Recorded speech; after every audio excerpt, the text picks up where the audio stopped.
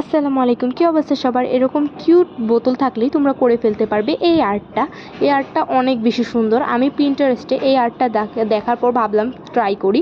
তো আমার বোতলটা যেহেতু অনেক বেশি ছোট, তাই আমি পুরো আর্টটা কমপ্লিট করতে পারিনি এবং আমি একটু ডিফারেন্ট করার চেষ্টা করেছি, কিছুটা এরকম করার চেষ্টা করেছি আর কি।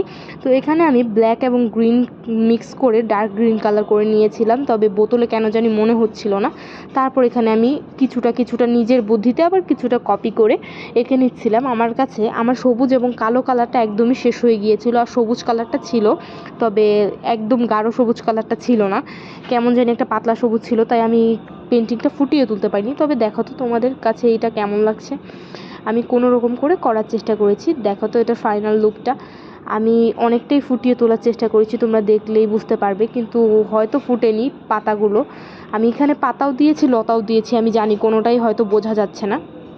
আচ্ছা, আমি নেক্সটে আরও ভালো করে করার চেষ্টা করবো। তো তোমাদের আর্টটা কেমন লেগেছে কমেন্ট করো।